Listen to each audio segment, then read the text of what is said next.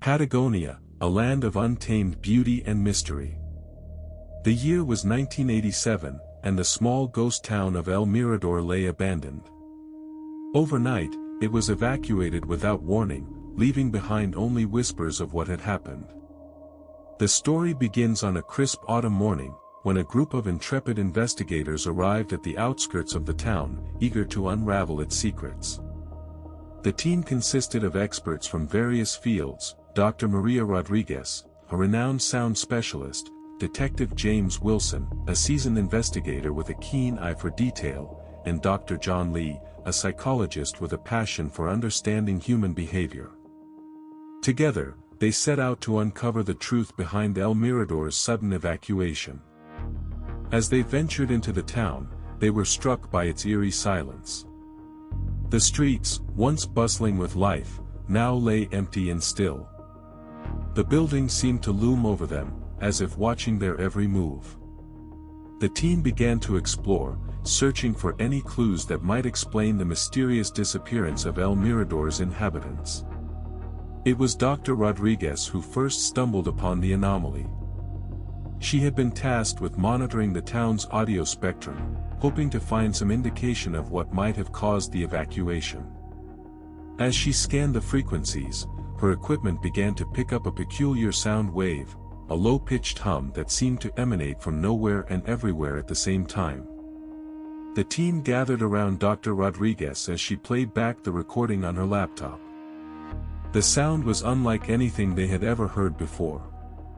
It was as if someone was whispering a single phrase, over and over again: "I did it. I did it. I did it." But when you looked at the frequency spectrum, there was no one to hear it. No speaker, no amplifier, just an endless, haunting hum. Detective Wilson's eyes narrowed as he listened to the recording. He knew that sound like this could have been the key to unlocking the mystery of El Mirador's disappearance. But how did it work? And what was its purpose? Dr. Lee, meanwhile, was fascinated by the psychological implications of the sound wave. She believed that it might be a form of mass hypnosis, designed to induce involuntary confession in those who heard it. But why would someone create such a powerful tool, and for what purpose? As the team delved deeper into their investigation, they began to uncover more clues. They discovered that the sound wave was not just a product of El Mirador's environment; it seemed to be connected to an old, abandoned research facility on the outskirts of town. The facility had once been home to a secretive organization known only as the Order. Little was known about them, but rumors hinted at their involvement in some of the most sinister experiments of the 20th century. It seemed that the Order might have created the sound wave as part of one of their twisted projects. But why? And what did it have to do with El Mirador's evacuation? As the team continued their investigation, they began to encounter strange occurrences. Equipment would go missing, only to reappear in strange locations. Witnesses reported hearing the sound wave again and again, even after they had left the town. It was as if the Order's experiment had become self-sustaining, and it was now hunting down anyone who dared to investigate. Detective Wilson knew that he had to act fast. He gathered his team and proposed a plan to infiltrate the abandoned research facility and uncover the truth behind the sound wave. It would be a risk, but they couldn't let the Order's secrets remain buried forever. The night of the infiltration, the team set out with caution. They moved stealthily through the darkened corridors, avoiding detection as they made their way deeper into the heart of the facility. It was Dr. Lee who stumbled upon the first clue, a cryptic logbook belonging to one of the Order's former members. As she flipped through its pages, her eyes widened in horror at what she found. The entry spoke of an experiment known as Project Echo, designed to harness the power of sound waves and bend human will to one's command. The team followed the trail of clues, each one leading them closer to the heart of the facility.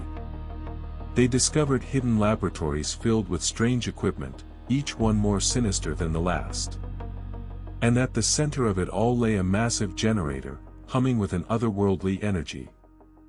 As they approached the generator, the sound wave grew louder, until it was almost deafening. It was as if the order had finally unleashed their creation upon the world. And then, in an instant, everything went silent. The team stood frozen, unsure of what to do next.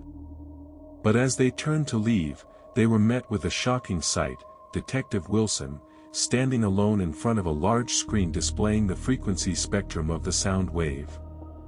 His eyes had taken on an unnatural glow, and his voice was barely above a whisper. "I did it," he said, his words hanging in the air like a challenge. "I did it." The team watched in horror as Wilson's body began to contort, twisting into impossible shapes as if controlled by some unseen force. It was then that Dr. Lee realized the truth: the investigation itself had become the final piece of the mystery.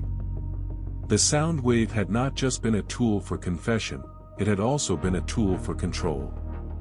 And now, Wilson's actions were being dictated by its power. As the team watched in despair, Wilson vanished into the darkness, consumed by the very force they had sought to understand. The screen flickered back to life, displaying a single phrase: "I am El Mirador."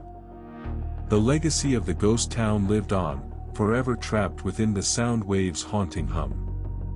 The investigation was over, but the true horror had just begun.